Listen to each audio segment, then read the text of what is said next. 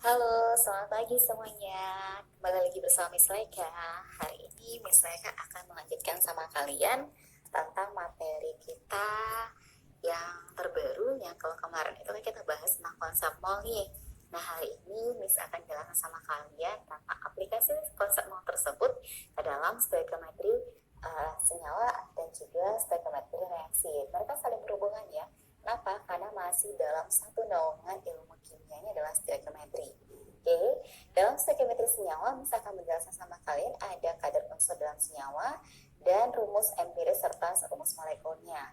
Sedangkan stoikiometri reaksi yang akan berlaku pada persamaan reaksi itu ada namanya koefisien sebagai dasar reaksi.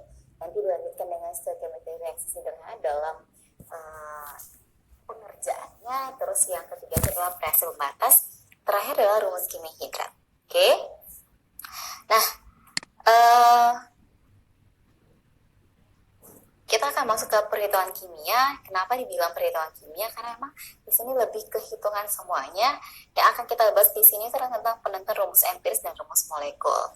Nah, rumus empiris sendiri itu adalah jenis dan perbandingan paling sederhana dari atom-atom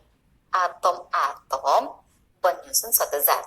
Nah, sedangkan rumus molekul itu adalah jenis dan jumlah sesungguhnya dari atom-atom yang menyusun suatu molekul yang dinyatakan dengan lambang unsur-unsurnya. Contoh nih, kalian pasti tahu rumus kimia dari glukosa atau gula itu adalah C6H12O6. Nah, C6H12O6 itu adalah rumus molekulnya. Sedangkan rumus empirisnya apa? Sederhananya dari C6H12O6 itu apa? Itu adalah CH2O. Itu adalah rumus empirisnya. Nah, bagaimana cara kita untuk menentukan rumus empiris dan juga rumus molekul? Yang pertama adalah kita harus cari dulu perbandingan massa unsur-unsur suatu penyusun senyawa. Oke, perbandingan massa unsur. Nah, Miss, bagaimana kalau nanti yang diketahui pada suatu adalah persentase? Nggak masalah. Nanti persentasenya kita jadikan ke massa. Hilangin aja persennya, jadikan itu adalah gram. Oke. Yang kedua adalah dengan cara perbandingan mol dengan membagi massa unsur dengan massa atom relatifnya. Nah, ini yang Miss bilang tadi bahwa konsep mol itu kita gunakan pada pembelajaran yang sekarang ini. Jadi kita bagi nih massa unsurnya, kan tadi udah dapat tuh massa unsur penyusun senyawa. Nah, sekarang kita bagi dengan si massa atom relatifnya atau AR-nya. Udah dapat itu, kita sederhanakanlah perbandingannya sehingga didapatkan adalah rumus empiris. Udah dapat rumus empiris, lalu kita cari rumus molekulnya dengan cara mencari faktor pengalian. Rumus yang digunakan adalah MR dikali dengan rumus empiris. MR rumus empiris itu dikalikan dengan N ini bukan jumlah mol ya, tapi jumlah pengalinya. Itu akan sama dengan massa molekul relatif dari rumus molekulnya. Contohnya seperti apa? Yuk kita tengok yuk. Oke, ini contohnya. Misalkan ada suatu senyawa yang terdiri dari 52,14 karbon, 13,03% hidrogen, dan 34,75% oksigen. Nah, tentukanlah rumus empiris dan rumus molekul senyawa jika massa molekul relatifnya adalah 46. Kita masuk ke cara pengerjaannya. Yang pertama tadi adalah kita harus cari dulu perbandingan antara massa-massanya. Kalau massanya kan udah dapat tadi ya. Masanya adalah ini 52,14, 13,03, dan 34,75. Karena dia adalah persentase, ingat kita jadikan aja dia ke massa. Ganti persennya jadi gram. Oke, udah ganti nih. Terus kita bandingkan dengan massa atom relatifnya. ARC itu adalah 12, ARH adalah 1, HRO adalah 16. Nah, didapatkan perbandingannya adalah sebagai berikut. Kita sederhanakan, dapatnya adalah C-nya 2, H-nya 6, dan O-nya 1. Maka rumus empirisnya tersebut adalah C2H6O. Terus untuk mencari rumus molekul, kita bikin rumus empiris kita kan C2H6O. Masukkan ke sini, kalikan dengan N itu adalah bilangan bulat, bukan mol di sini ya, tapi adalah bilangan bulatnya. Bisa kalian ganti kok N-nya dengan A, B, C, D, dan kayak gitu. Bukan berarti N di sini adalah mol. Oke, Oke, kita cari MR senyawa, MR-nya adalah 46, ya. Dapatkan MR-nya 46, kita cari. Tadi rumusnya adalah MR dari rumus empiris dikalikan dengan N akan sama dengan nilai MR-nya. Oke, ternyata pas kita cari, MR dari si C2H6O ini juga 46. Berarti 46 kali N sama dengan 46. Berarti otomatis N-nya adalah 1. Berarti di sini rumus molekul senyawanya juga C2H6O. Miss, apakah boleh rumus empiris sama dengan rumus molekul? Boleh. Boleh, gak ada masalahnya. Tapi tidak semua senyawa itu adalah rumus senyawa itu, contohnya H2O itu adalah rumus molekulnya H2O, rumus empirisnya H2O. Tapi tidak semuanya itu sekaligus rumus empiris dan juga rumus molekul. Oke, paham ya? Kita masuk ke materi selanjutnya. Itu adalah persentase unsur dalam senyawa atau kadar unsur dalam senyawa. Nah, yang mau kita bahas itu adalah yang pertama persentase A dalam AMBN. AMBN ini adalah senyawanya. Bisa juga kalian dengan AXBY ya. Nah, misalkan contohnya adalah C2H6, berarti C-nya ada 2, H-nya ada 6. Itulah sebagai M dan juga si N-nya. Untuk mencari persentase A di dalam senyawa tersebut, berarti jumlah si A kita kalikan dengan ARA, kita bagi dengan MR si senyawa, kita kali dengan 100%. Kalau seandainya kita butuhnya adalah dalam bentuk persen. Kalau seandainya dalam bentuk masanya gimana? Ya udah, kita cari masanya. Kalau ini persen berarti dikalinya dengan 100%. Kalau ditanyakan adalah massa, berarti dikalikannya juga dengan massa si AMBN ini atau massa si senyawa kita. Ya, rumusnya hampir sama. M dikali dengan ARA per MR dikali dengan jumlah senyawa jumlah massa senyawa dari si AMBN. Oke, contohnya seperti apa nih? Contohnya, tentukanlah komposisi masing-masing unsur dalam senyawa Al2O3. Al2O3 berarti di sini Al-nya ada 2, O-nya ada 3.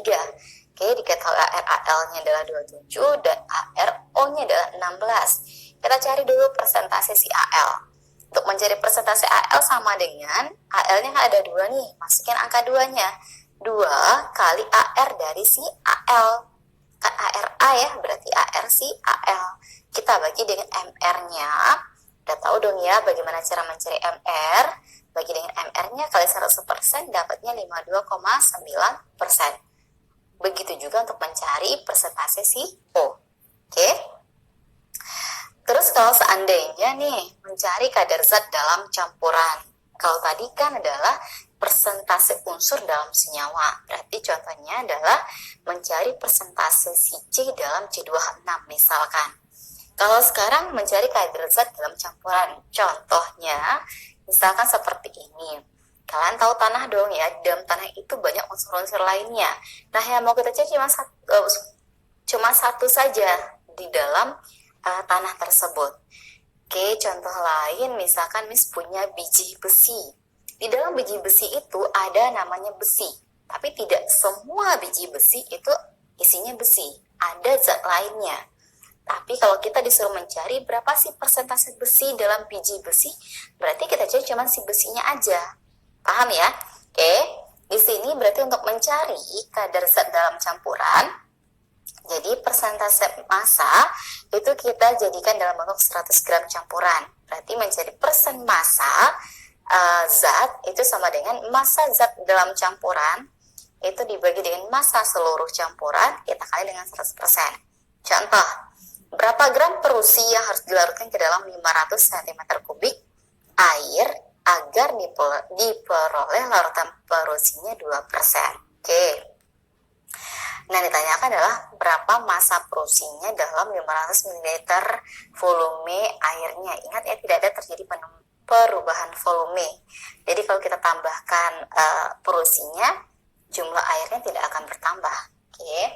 Karena di sini massa jenis air itu adalah 1 gram per mililiter. Berarti di sini juga massa air kita adalah 500 gram. Makanya untuk mencari massa produksi kita masukkan ke rumus. Persentase massa sama dengan massa zat dalam campuran, kita bagi dengan massa seluruh campuran, kita kali dengan 100%. Oke. Persentasenya adalah 2%, masukin ke sini, sama dengan massa produksi yang kita cari per dengan 500. Kenapa 500? Karena massa totalnya adalah 500. Dikali 100%, kita cari massa produksi, berarti kita kali silang ya. Berarti 2 kali 500 dibagi dengan 100. Oke, persennya kita coret. 500 bagi 105, 2 kali 5 adalah 10 gram. Oke, lanjut. Bagaimana sih penggunaan konsep mol dalam persamaan reaksi? Nah, ini yang berhubungan dengan stoikiometri reaksi tadi. Oke. Yang pertama kita bahas tentang koefisien reaksinya atau perbandingan koefisien dalam persamaan reaksi. Tahu dong ya koefisien itu apa? Koefisien itu adalah angka di depan suatu senyawa dalam persamaan reaksi. Nah, kalau koefisien reaksi itu adalah perbandingan mol seluruh zat yang ada pada persamaan reaksi, baik reaksinya sebelah kiri atau sebelah kanan. Tahu ya kiri dan kanan yang maksud reaktan dan juga produk. Oke, jika salah satu zatnya diketahui nilai molnya, maka untuk mencari zat lain pada persamaan reaksi dapat kita gunakan dengan cara membandingkan koefisiennya. Misalnya nih kita mau cari molnya si A, berarti kita bandingkanlah koefisien si A dibagi dengan koefisien si B dikali dengan mol si B. Tentu yang B ini sudah diketahui dalam soal. Oke. Misalkan contoh seperti ini, diketahui reaksi N2 tambah 3H2 menghasilkan 2NH3 jika H2 yang bereaksi adalah 12 mol. Berapakah mol N2 yang bereaksi? Dan berapakah mol NH3 yang terbentuk? Oke, H2-nya adalah 12 mol ini ya. Mencari molnya si N2 berarti sesuai dengan rumusnya, koefisien yang ditanyakan dibagi dengan koefisien yang diketahui, kita kali dengan mol yang diketahui. Oke, yang ditanyakan di sini adalah si N2. N2 kita kan 1 nih, berarti 1 yang diketahui adalah 3 koefisiennya, makanya 1/3 dikali dengan 12. 12 ini adalah mol dari si H2 karena H2 yang diketahui nilainya. Dapatlah nilainya adalah 4 mol. Sama mencari NH3 juga seperti itu. 2/3 kita kali dengan 12, maka hasilnya adalah 8 mol. Oke, contoh lain. Contoh lainnya adalah sebagai berikut. Berapakah gram gas CO2 yang diperlukan untuk membakar 260 gram asetilena? Asetilena itu rumusnya adalah C2H2. Kita mau bakar asetilena ini secara sempurna dengan persamaan reaksi sebagai berikut. Persamaan reaksinya adalah 2C2H2 tambah 5O2. Ini artinya menghasilkan ya. Aduh, tanda panahnya ke atas malah. Menghasilkan C4CO2 ditambah dengan 2H2O. Ini reaksinya. Oke, karena yang dikatakan baru dalam bentuk gram, cari molnya dulu. Cari mol C2H2 kita 260 gram masanya. Kita bagi dengan MR-nya adalah 26. Maka didapatkan dalam nilainya 10 mol. Terus untuk mencari gram CO2 berarti kita cari dulu mencari dulu molnya. Caranya adalah kita bandingkan dulu dengan si mol C2H2. Si koefisien CO2 adalah 5, si C2H2 kita adalah 2, maka 5/2 dikali yang diketahui 10 mol dapat 25 mol. Oke. 25 mol ini kita jadikan ke massa. Gimana cara mencarinya? Kalau rumus mol adalah massa per mR, berarti untuk mencari massa otomatis mol dikalikan dengan mR-nya. Molnya 25, mR dari O2 adalah 32, maka didapatkan dia adalah 800 gram. Oke. Kita masuk ke reaksi pembatas. Nah, Miss yang stoikiometri sederhananya mana? Nah, ini dia yang stoikiometri sederhana yang berhubungan dengan koefisien reaksi, yang berhubungan dengan perbandingan koefisien. Oke. Untuk reaksi pembatas itu adalah reaksi yang akan habis duluan dalam suatu reaksi kimia. Bagaimana cara menentukan reaksi pembatas? Itu adalah dengan cara kita harus membagi jumlah mol masing-masing reaksi dengan koefisiennya. Kan ada tuh tadi koefisien dari masing-masing reaksi, kita bagilah mol yang sudah diketahui dengan koefisiennya. Nah, ini akan jelas pembeda dalam penggunaan reaksi pembatas dengan koefisien reaksi. Kalau seandainya perbandingan koefisien tadi, yang diketahui cuma satu, yang diketahui itu cuma satu molnya ataupun masanya cuma satu, apakah itu di reaktan ataupun di produk. Sedangkan pada reaksi pembatas yang diketahui itu nilainya ada dua, dan itu sama-sama di reaktan, ya. Oke, kita masuk ke contoh. Misalkan nih Miss punya reaksi 4Al ditambah dengan 3O2 menghasilkan 2Al2O3. Sudah diketahui nilai mula-mulanya dia punya 4 mol dan sini juga 4 mol. Lalu kita tahu dari mana sih mereka sama-sama habis bereaksi? Dari mana sih yang akan duluan habis? Kita caranya adalah menggunakan reaksi pembatas. Tadi apa reaksi pembatas? Kita membagi jumlah mol yang diketahui mula-mula dengan koefisiennya, dimana kalau seandainya hasilnya lebih kecil, berarti itu adalah reaksi pembatas, berarti dia yang akan habis duluan. Oke. Nah, mol kita mula-mula adalah 4 mol. 4 bagi 4 dapatnya 1. Di sini 4 bagi 3 dapatnya 1, sekian. Berarti mana yang akan duluan habis? Berarti yang kecil kan? Yang kecilnya adalah si 1 mol. Hasil pembaginya berarti 4 bagi 4. Otomatis yang jadi reaksi pembatas kita adalah si Al. Oke, konsepnya tadi reaksi pembatas itu yang duluan habis. Kalau duluan habis berarti yang bereaksi juga akan sama dengan jumlah mula-mulanya. Makanya kita taruh di sini 4 mol. Tidak ada sisa ya, karena dia harus habis. Lalu bagaimana mencari yang bereaksi di O2? Baru kita gunakan koefisien reaksi tadi. Itu adalah 3/4. Yang ditanyakan per yang diketahui dikali dengan reaksi pembatas kita. Oke, 3/4 kali dengan 4 mol. Dapatnya adalah 1 mol. 1 mol itu nanti dapatnya adalah 3 mol. Jadi yang bersisa adalah 1 mol. Nah, kalau mencari ini 2/4 kali 4 mol dapatnya adalah 2 mol. Jadi pada reaksi terdapat sisa CO2 adalah 1 mol dan hasil itu adalah CaL2O3 sebanyak 2 mol. Siapa reaksi pembatas kita? Reaksi pembatasnya adalah si Al. Oke. Biar lebih jelas lagi, Miss kasih contoh satu lagi. Sebanyak 1,8 gram Mg bereaksi dengan 1,4 gram gas N2 membentuk magnesium nitrida Mg3N2. Tentukan persama reaksinya dan massa zat setelah reaksi. Berarti yang ditanyakan adalah massa si produk. Produk kita adalah Mg3N2.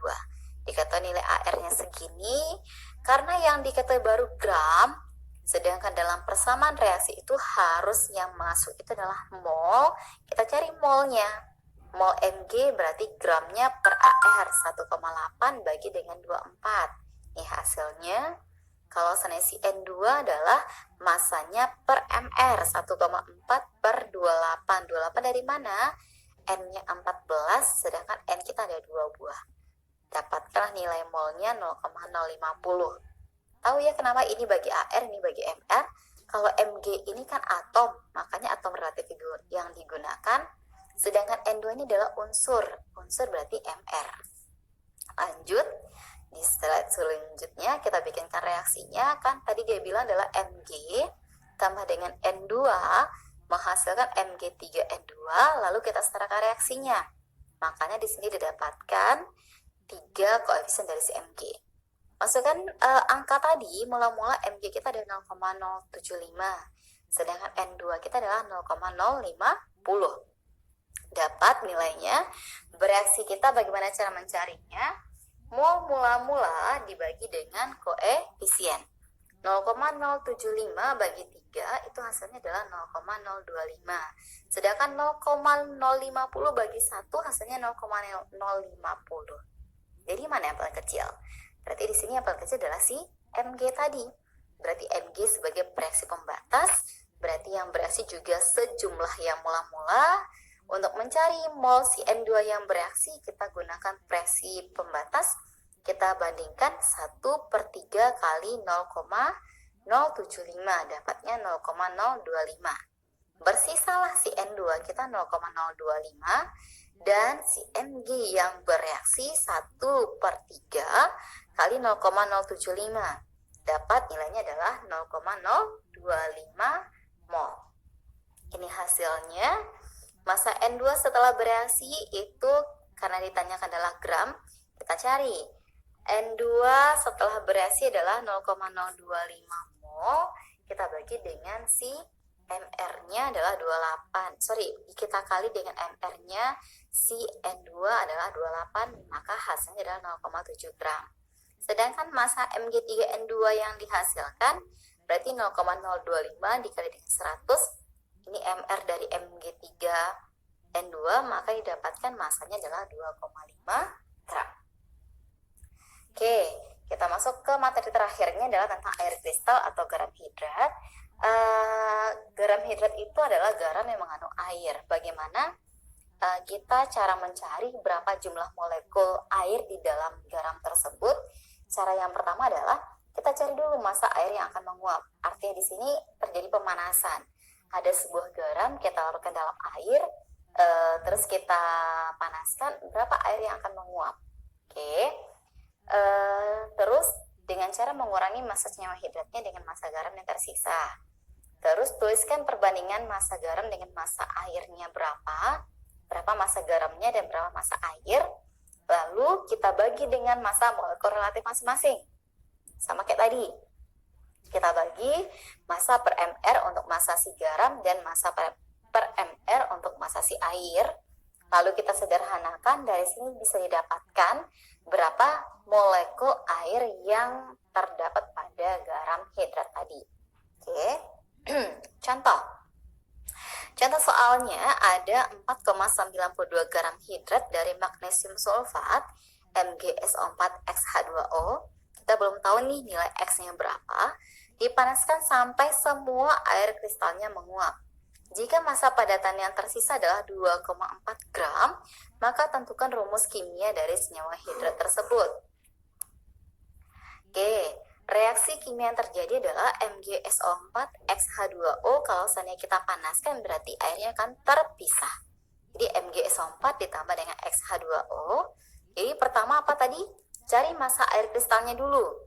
Tadi sudah didapatkan. Untuk mencari massa air kristal berarti massa garam hidratnya kita kurang dengan massa garam yang tersisa. Didapatkan adalah massa air kristalnya 2,52 gram. Terus kita cari perbandingannya, itu adalah 2,4 banding 2,52. Oke, terus kita bagilah dengan MR masing-masing dan kita sederhanakan. MR-nya kalau MgSO4 itu adalah 120, si H2O adalah 18, maka hasilnya adalah 2,4 dibagi, ini salah sedikit ya, ada pembaginya, dibagi 120, kita bandingkan dengan 2,52 dibagi 18. Oke, maka didapatkan hasilnya adalah 0,02 dibandingkan dengan 0,14, maka hasilnya adalah 1/7. Oke, dari sini maka rumus kimia senyawa hidrat kita adalah MgSO4 dikali dengan, karena si H2O-nya kan 7 tadi nih, berarti itu adalah si X kita, 7H2O. Oke, nah biar lebih paham untuk kalian bisa cari literatur lain, bisa berupa buku ataupun materi lain yang ada di internet, di YouTube dan segala macamnya, yang bisa menunjang atau bisa membuat kalian lebih paham tentang materi stoikiometri. Oke, sekian dulu materi pembelajaran kita tentang stoikiometri. Miss berharap kalian bisa lebih paham dan jangan menyerah, harus terus semangat dalam pembelajaran. Ingat, karena minggu depan kita sudah mulai yang namanya ujian semester. Oke, bye.